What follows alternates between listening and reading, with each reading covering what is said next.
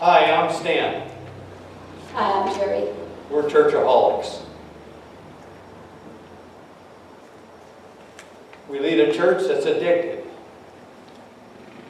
Addicted to rules, rituals, traditions, and institutions. Things like buildings and membership and money.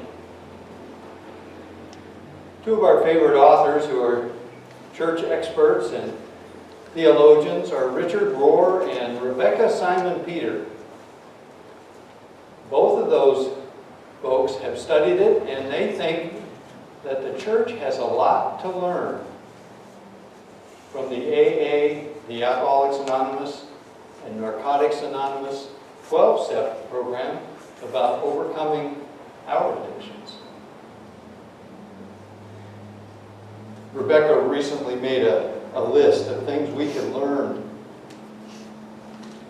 from Alcoholics Anonymous, but Narcotics Anonymous uses the same 12-step program. The first thing on Rebecca's list, if that sounds like an interesting name, Rebecca is a Jewish Christian.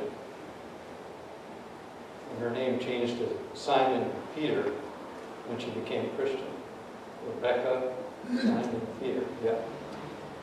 She says the first thing we can learn from Alcoholics Anonymous, stick to your primary purpose. AA doesn't try to be all things to all people. Its primary purpose is to help other alcoholics achieve sobriety.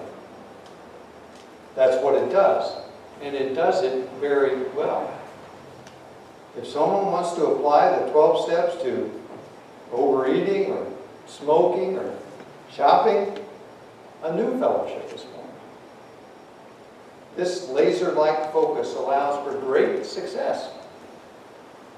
What if the church kept the main thing the main thing? What if the church kept the main thing the main thing? What is the main thing? I was at camp this week with all kinds of kids, and 19 and 20-year-old counselors kept asking me, what is the main thing about the church? What's the church about? Some of them have been churched, and some of them are not churched at all. What's the main thing? Well, from the Methodist point of view, since I was at a Methodist camp, I told them, look at Matthew 28. And we read that, and then I had to go ahead and explain some of it, but that's all right. That's what we're here for. It's called the commissioning of the disciples. It's Jesus saying, go therefore and make disciples of all nations, baptizing them in the name of the Father and of the Son and of the Holy Spirit, and teaching them to obey everything that I have commanded. And remember, I am with you always to the end of the age. And the Methodist Church's mission is to make disciples of Jesus Christ for the transformation of the world. Transformation of the world. Make disciples. So a disciple, unless they were thinking of some lofty degree title, is someone who lives like Jesus teaches to live. So we need to first learn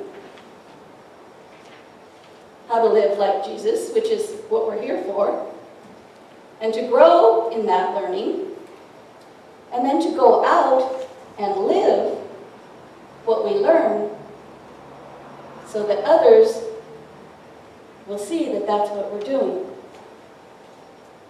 Then we mentor them in that life so they can live as Jesus taught and mentor someone else. That's what we're about. Reproduction. That's the main thing. That's what we're here for. Bishop Grant starts every meeting with, keep the main thing the main thing. When you go back home, keep the main thing the main thing. Your job is to make disciples for the transformation of world. What's that mean? Transformation? Yeah. Can I borrow your Bible? Is it in here? Yeah. We did a word search.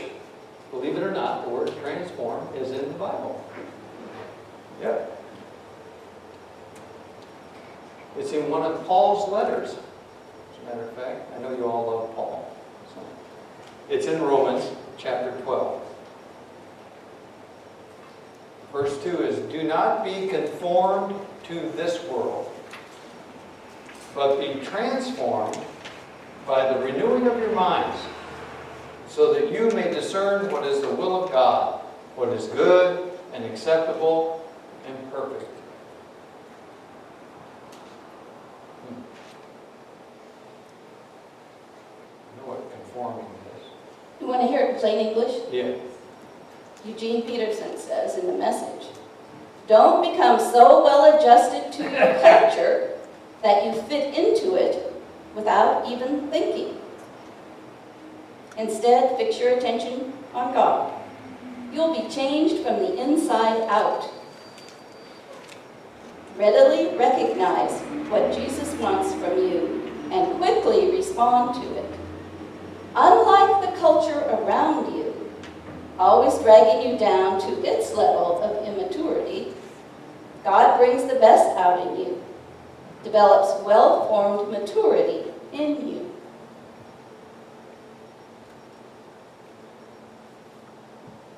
Our culture, unfortunately, has substituted institutional church for what Jesus calls the spiritual life, the transformed life.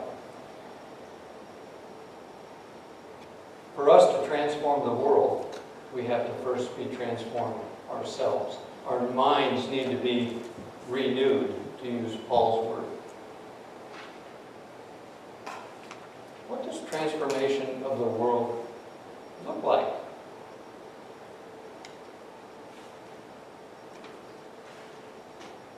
That's in here too. Predates Jesus by almost 1,000 years. They didn't exactly understand it when the prophet Micah said it. So Jesus came to show them how it works. In chapter 6, verse 8 of the prophet Micah, God has told you, O mortal, what is good. And what does the Lord require of you? But to do justice, and to love kindness, and to walk humbly with your God. He's already made it plain how to live, what to do, what God is looking for in men and women. It's quite simple. Do what is fair and just to your neighbor. Be compassionate and loyal in your love. And don't take yourself too seriously. Take God seriously.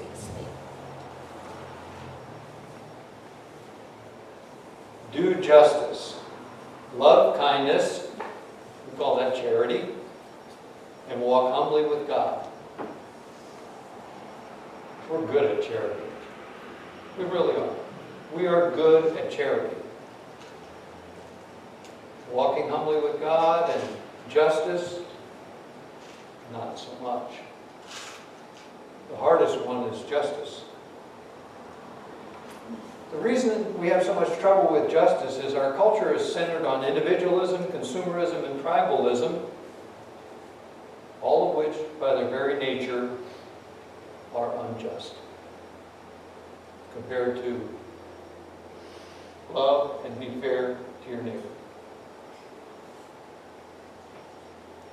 Well, in order to be fair to my neighbor, in order for us all to have enough, someone who has too much might have to give up something. That's where justice comes in. Justice is for everyone, and we say justice for all. So when laws are proposed that benefit others and might pinch us,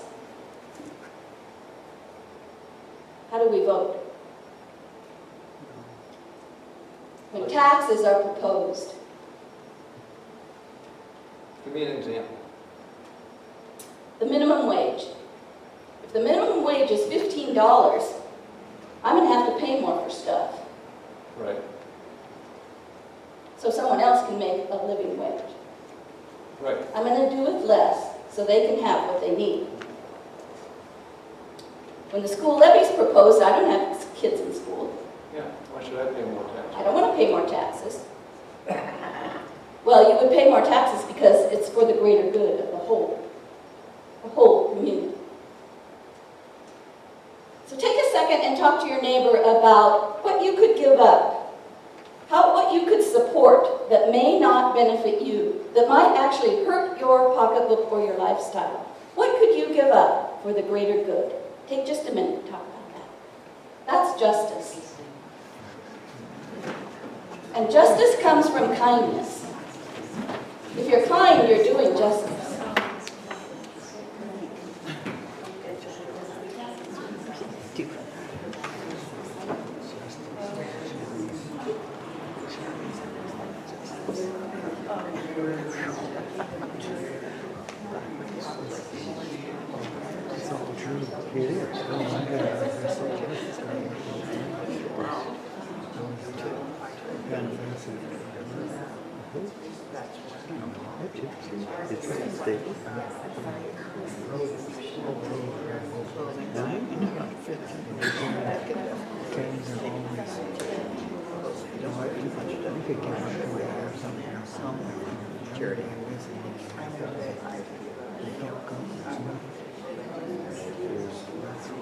Jesus lived Micah 6:8. And if that's how we live, then we're living as disciples. Jesus says it's really simple. Feed the hungry.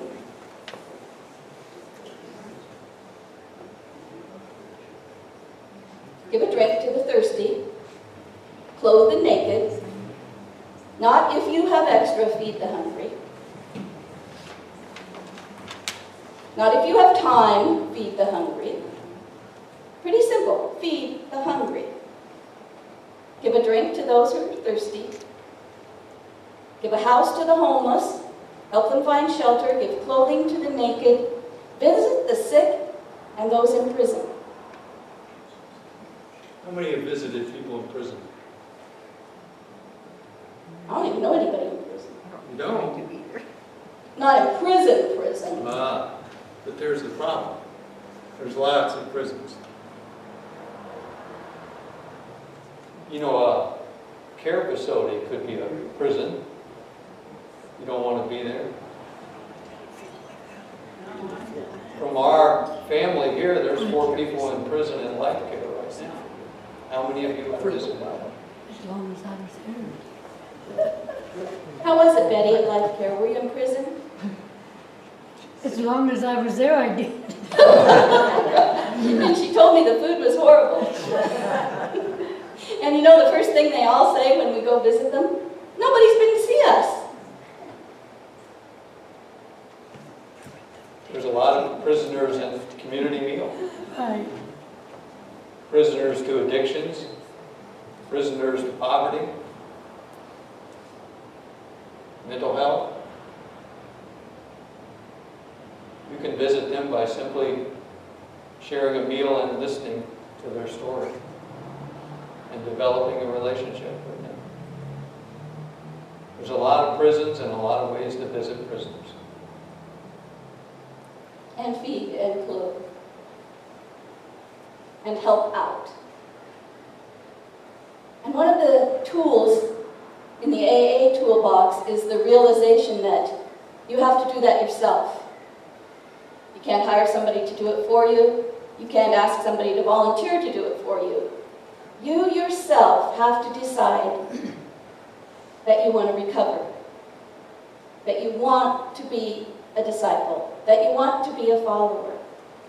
And you are responsible for your own change. No excuses and no rationalization. That's why they gather all the time, to support each other and to encourage each other in the faith. That's what we do. Do not neglect to meet together as some do, but meet together to learn to follow me so that you can each walk on the journey. Goodbye. Hi, I'm Stan. Hi, I'm Gerri. We're churchaholics. As a church in recovery, let us learn to keep the main thing the main thing. Let us keep focused on making disciples and transforming the world. That is what we're here for. Each and every one of us is a minister. You cannot recover by proxy. It has to start with each and every one of us. You see, Jesus sent his disciples out and sends us out today to plant seeds of hope. Remember, you, me, we are the seeds. Please stand.